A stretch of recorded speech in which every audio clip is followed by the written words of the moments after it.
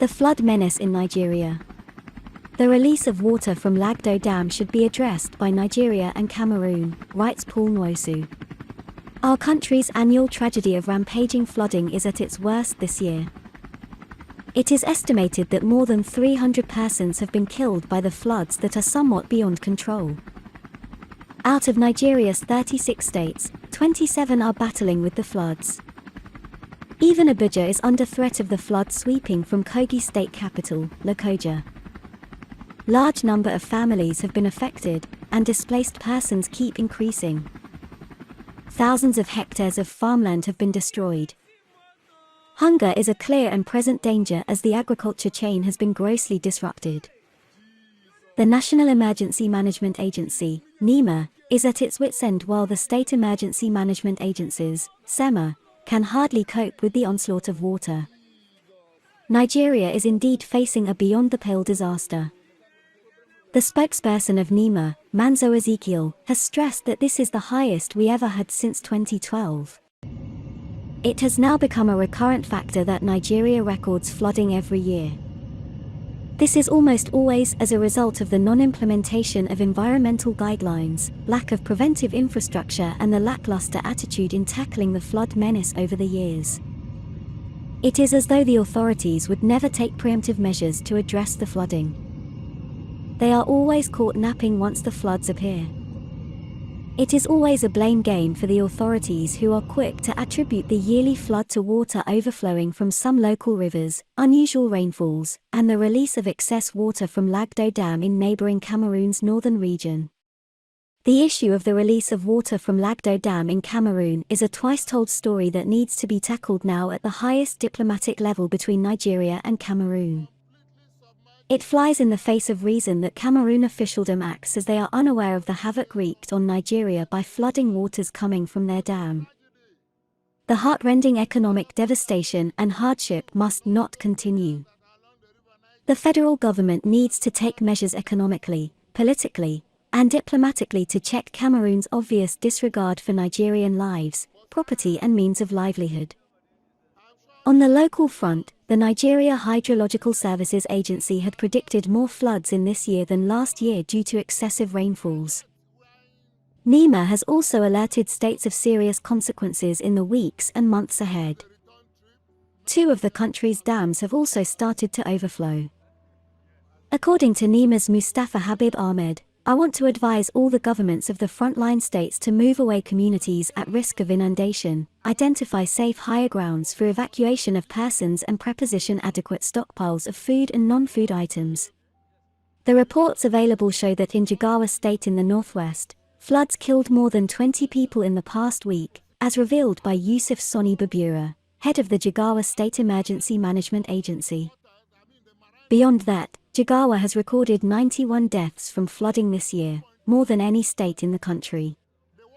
Babura stated sadly, "We are facing devastating floods beyond our control. We have tried our best and we couldn't stop it." In Anambra State, NEMA has just confirmed the death of one Ginikanwa Izuoba in the Enugu-Otu, Aguiliri flood. The acting state coordinator of the agency in Anambra, Mr. Thickman Tanamu, said that Izuoba died when her house collapsed due to the impact of the flood. Tanamu has further revealed that at least 651,053 persons in 6 local government areas of Anambra State have so far been displaced by flooding. From NEMA's record on Anambra, Ogbaru has the highest number of victims with 286,000 persons. Anambra West and East local government areas, LGAs, follow with 237,000 and 103,000 victims, respectively. Awaka North LGA has 10,345 victims, while Iamalam has 9,240 flood cases with 5,468 displaced persons.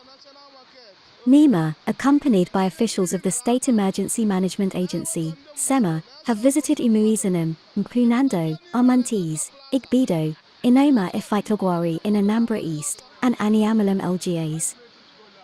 Professor Charles Chukwuma Soludo has equally visited all the affected areas and constituted a task force comprising the Deputy Governor, Commissioners for Local Government, Health, power, and water resources to immediately engage the displaced people and ensure that the essential items and services they required are provided.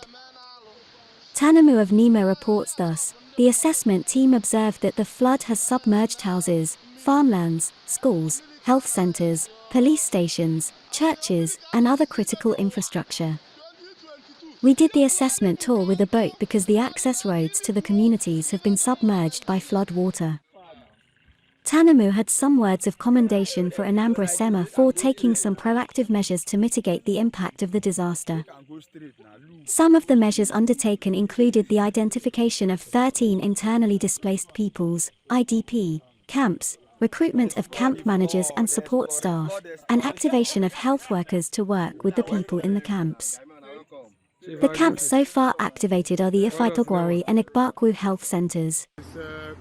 In the words of Tanamu, the assessment tour is the first step the federal government has to take. We have reported our findings to the management of the agency, and based on that, they can now deploy relief materials as appropriate. We once again advise villagers to move to the holding camps to avert further loss of lives. There is a clear emergency in the land. Schools in the riverine communities have been shut. There is the urgent need to supply clothing, diapers, beddings, sanitary materials, sundry food items, and other relief materials to salvage a very bad situation that the states cannot tackle alone. Since each of the affected states cannot tackle the flooding menace on their own, the federal government should step in and treat it as a national emergency.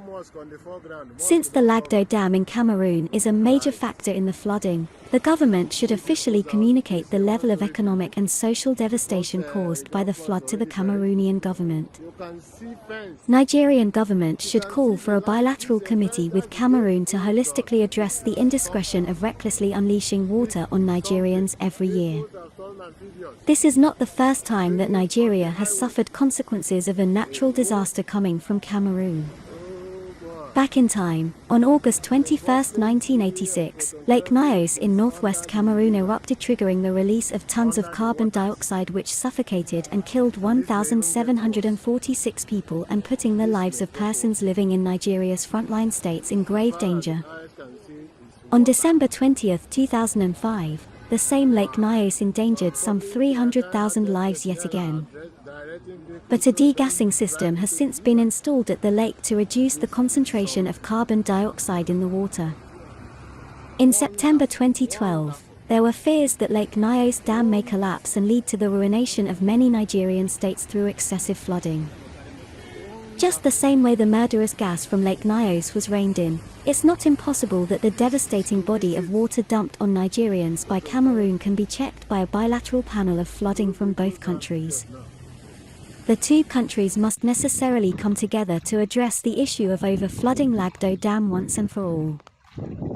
Nigeria can no longer afford to act the big African brother and continue to die in silence while her neighbors asset destroying her people and their means of livelihood in this difficult time.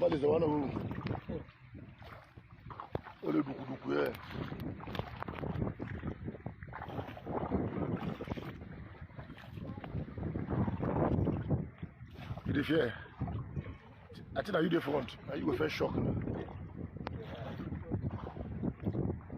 Be careful, but this.